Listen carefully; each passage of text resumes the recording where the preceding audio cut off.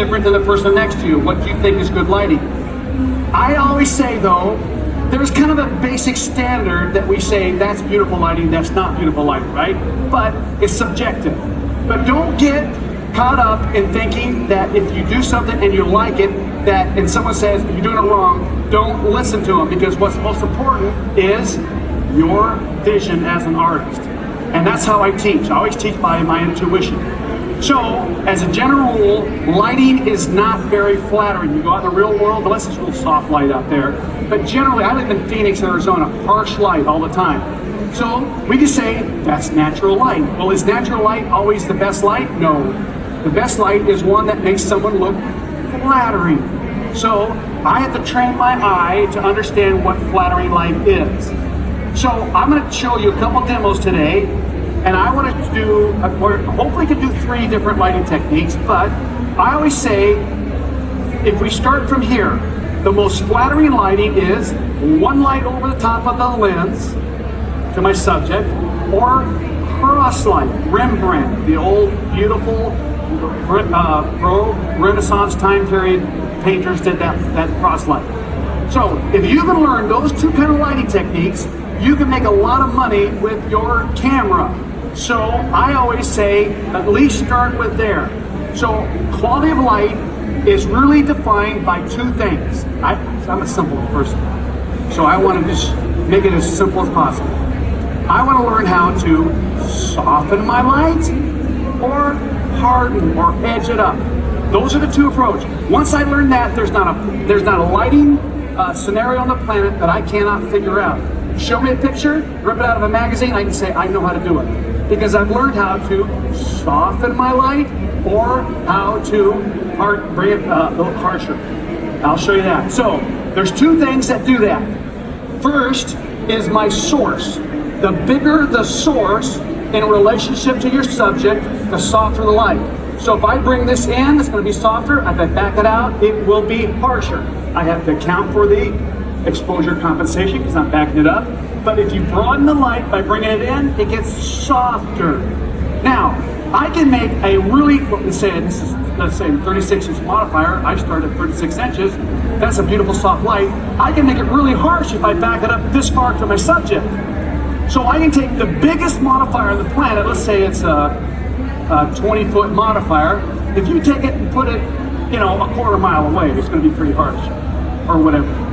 You back it up, it gets harsh. You bring it in, it gets softer. So that's number 1 on how to soften or harden my light. Number 2 is how much bounce or ambient comes back into the picture. There's my little fill card over there.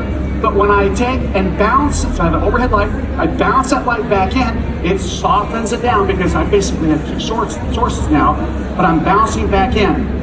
Or if I drag my shutter, or that term we use, drag the shutter, a little longer shutter, then I bring in the ambient light around me, that will soften my overall look to my subject.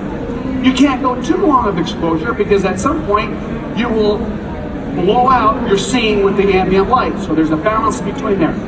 But do this. The size of your source, how far it is from your subject, how much bounce or ambient comes back into your scene. Those are the, 3 things, I guess you'd say, 2 things that change your quality of light. I'm going to give you a demo here in a minute. I'm going to show you some samples. All right, we kind of said that already. So I want, like right here, I have a 24-inch beauty dish. I put that at 24 inches to my subject, I get gorgeous light. I take my 36-inch modifier at 36 inches to my subject, I get gorgeous light. If I take this 36-inch at 24 inches, guess what happens? It gets softer. You may want that. Or I take a 5-footer, bring it in, it gets softer. So once I have that formula, especially when I'm on a commercial shoot, I can move just like that. All right, so let's look at some images of over the camera. So I'm gonna go through these pretty fast. These are images that are one light over the camera. Very simple. Here's a 35 millimeter, the Canon 35 millimeter 1.4, and I'm shooting at wide open with a speed light at 1/8 of a second, and I get high speed sync, and I get this gorgeous light on her, beautiful soft background. This is kind of my approach. Here's a 36-inch rapid box right there at about 4 feet because I'm outdoors, so I'm backing up just a little bit. I'm overpowering the sun with the Sunny 16 rule. but very beautiful light, overhead light. Master this, you can make a good living with your camera. All these pictures are shot with one light over the camera, right over the axis of the camera, dead center. These two images here I did, and then I ended up starting my Harley project, 100 Days on the Road. I'll be talking about that tomorrow, but this gave me the idea. One light over the camera. Here we go again, one light over the camera. Here's a series I did down in Mexico of the refugees. These are shot on the streets with an X drop like this. One light over the camera. You get my pattern here? You understand? This is fun. Here's the Harley, couple Harley shots. I love it. All right, here's one light cross light. So let's take a look at that. Beautiful cross light.